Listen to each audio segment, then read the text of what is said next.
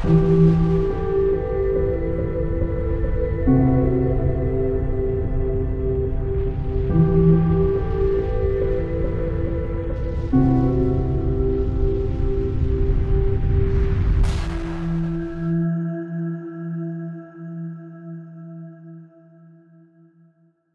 les amis, nous sommes le jeudi 27 août 2020. Aujourd'hui j'avais la tête sous l'eau par le travail, ça reprend, la reprise est déjà là pour les activités d'entreprise en attendant la pauvre rentrée des pauvres gosses qui vont être obligés d'aller à l'école avec des masques. Donc j'ai vraiment pas eu le temps de vous préparer des trucs, j'ai juste le temps de temps en temps de lire une news, une notification sur Twitter. Et franchement, ça m'a largement suffi. Hier, je vous avais fait 2 émissions, hein, et donc pendant que je préparais la deuxième, j'avais mis en non répertorié sur YouTube, et donc bizarrement, cette émission a été vue en non répertorié sur YouTube, vous voyez, par 2 personnes. Hein, on peut même pas dire que là, c'est des attaques de robots, de trolls qui viennent signaler en masse des vidéos, puisqu'elles n'étaient pas visibles. Et l'ont supprimé. Voilà. Pourtant, dans cette émission, je ne faisais que prendre des arguments de l'OMS. YouTube n'arrête pas de nous dire qu'il faut suivre ce que l'OMS dit, je n'ai fait que ça.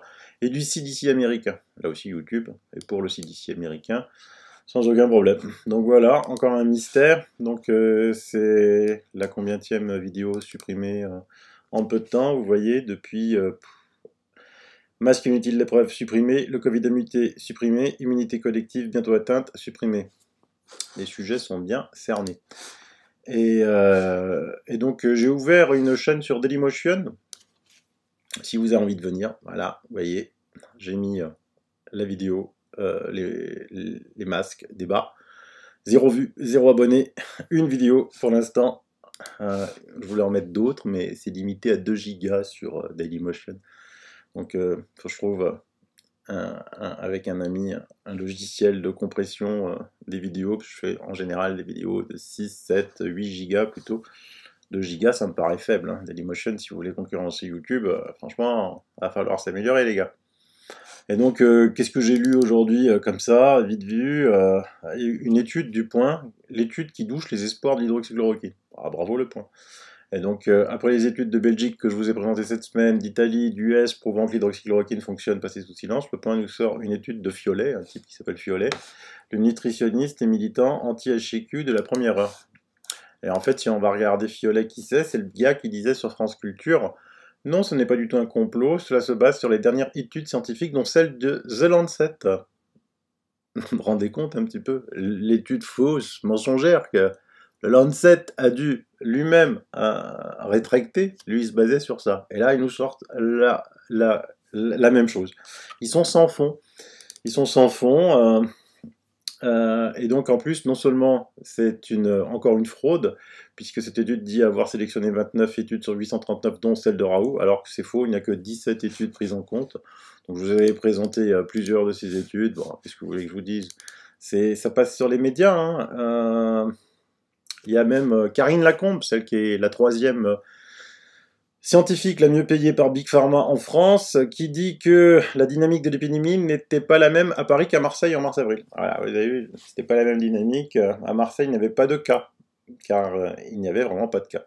Moi, comme vous le savez, j'ai travaillé sur le call center pour les drives à Marseille, et je peux vous dire que des cas, il y en avait beaucoup. Je comprends pas comment on continue à inviter des gens comme ça sur les plateaux télé. Surtout que si on regarde un niveau statistique, du 15 juin au 25/8, Paris, ils ont eu 456 hospitalisations. Bouches-du-Rhône, 483. Nombre de nouveaux patients positifs admis en réanimation sur Paris, 112. Bouches-du-Rhône, 49. Nombre de décès liés au Covid-19, 72. Paris, Bouches-du-Rhône, 39. Hein. Bon, une fois de plus, c'est des décès, on ne sait pas l'âge, ce serait bien de savoir l'âge de ces personnes, qu'est-ce qu'elles avaient d'autre comme pathologie, etc., etc. Je rappelle que les Bouches-du-Rhône, ça ne se limite pas au professeur Raoult, à l'IEHU de Méditerranée, hein, c'est qu'une infime partie, eux, ils ont eu 0 mort. Et on ose encore venir donner des leçons, les Parisiens veulent encore donner des leçons à Paris, c'est ainsi. Donc les gens sont un petit peu perdus en ce moment. complètement perdu, hein, bah, c'est la théorie du choc, hein. Je vous ai déjà expliqué, chaud, froid, gris, blanc. C'est comme ça, on est en pleine guerre. Donc à partir d'un moment, bon, ça sert à rien que nous on fasse des émissions sur le net, vous prouvant ci, et ensuite les médias disent l'inverse, et il faut que le bon sens de chacun prenne le dessus. Et croyez-moi que petit à petit, le bon sens de chacun prend le dessus, surtout quand on lit des news comme ça. Tu sais que le gouvernement est complètement hors sol quand tu apprends que les masques sont gratuits pour les députés, mais pas pour les écoliers. Alors évidemment, ils ont essayé de faire passer ça pour une fake news, hein, mais non. Florian Bachelier, député LRM d'Ille-et-Vilaine et premier questeur de l'Assemblée nationale, nous avons fait une commande de 300 000 masques pour être en capacité d'en fournir 1200 aux fonctionnaires qui travaillent sur le site ainsi qu'aux députés. Il conteste en revanche la notion de gratuité, telle qu'elle est présentée par les élus ou militants de la France insoumise. Il n'y a rien de gratuit. L'Assemblée nationale respecte simplement l'obligation juridique de protéger son personnel de la même manière que les entreprises qui fournissent des masques à leurs salariés. Non, attends. Attends. En fait, il dit, ah ben non, c'est pas gratuit parce que on respecte la loi, on leur paye. Et comment un journaliste peut accepter d'écrire un compte-rendu pareil sans rien dire? C'est juste hallucinant. Ah non, non, c'est pas gratuit. Mais on lui a donné une voiture de fonction, on lui paye ses frais, on lui donne un salaire élevé. Et donc, pendant ce temps-là, on dit que, ah bah non, faut pas donner des masques aux écoliers. Il faut qu'ils se les payent.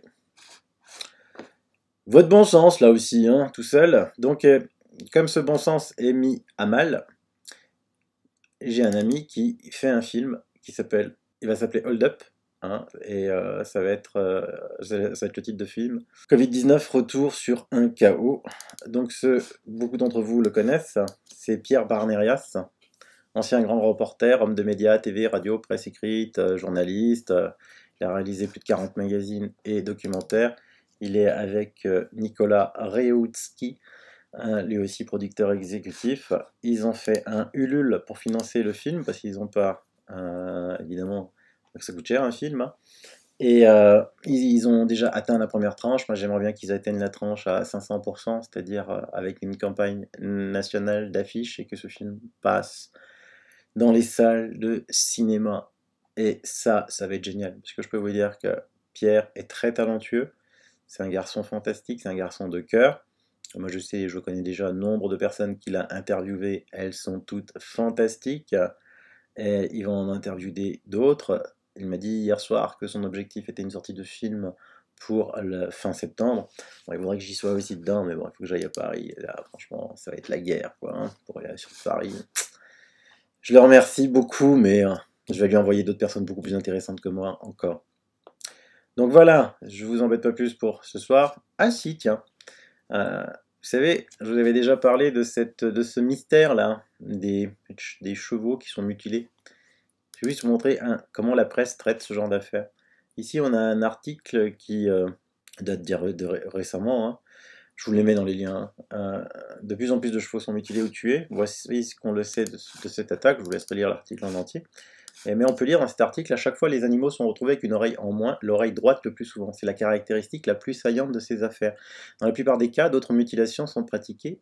À chaque fois, la découpe des organes est chirurgicale. Note dans Le Figaro, Pauline Sarrazin, qui travaille dans le milieu hospitalier et dont la jument est morte dans ses bras après avoir eu l'oreille tranchée et le museau sectionné. Donc vous avez bien lu, chirurgical. Et plusieurs éleveurs affirment que les coupables sont des professionnels qui connaissent bien les équidés et leur tempérament. Il faut savoir passer les clôtures, prendre un cheval du troupeau sans créer la panique, sans faire de bruit, sans savoir l'immobiliser. Avance Lydie Cerisier, dont la ponette Shetland est morte, l'oreille coupée dans une écurie de la Somme en mai. Même constat pour Pauline Sarrazin. Curieusement, elle n'a relevé aucune trace de sang au sol. Décrit-elle toujours au Figaro. Incroyable. Chirurgical, pas de trace de sang. Eh bien, regardez, ils ont trouvé la solution, c'est tombé aujourd'hui. Paf, cheval mutilé après sa mort dans le Loir. L'enquête écarte la piste humaine. Les mutilations qui pouvaient avoir une apparence rituelle, oreille coupée, œil retiré et museau tranché. Donc là, ils oublient de préciser découpe chirurgicale et absence de sang. Résulterait de petits rongeurs ou d'animal de plus grosse taille tel que le blaireau. Voilà. Et donc, l'enquête ouverte pour vol et recel d'organes animaux, après la découverte de mutilations sur une carcasse de cheval, a été classée sans suite dans la loi, des expertises ayant exclu toute intervention humaine, ont indiqué. Donc voilà. les blaireaux. Alors les blaireaux savent faire des découpes chirurgicales et ne pas laisser de sang sur le sol. C'est comme ça que la presse traite aussi de tous les sujets sans réfléchir une seule seconde de ce qui se passe ailleurs et de même de ce qu'ils ont écrit avant. Voilà. Je suis désolé, hein.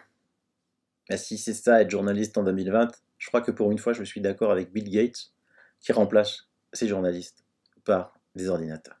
Allez, bye bye. Peut-être qu'ils feront pas les mêmes erreurs en plus. Hein. Peut-être demain, peut-être pas, parce que demain j'ai une journée de fou, mais vraiment de fou. Hein. Ne soyez pas inquiets si je suis pas là, mais je sais même pas comment je vais la terminer la journée de demain. Allez, je vous embrasse, bibis.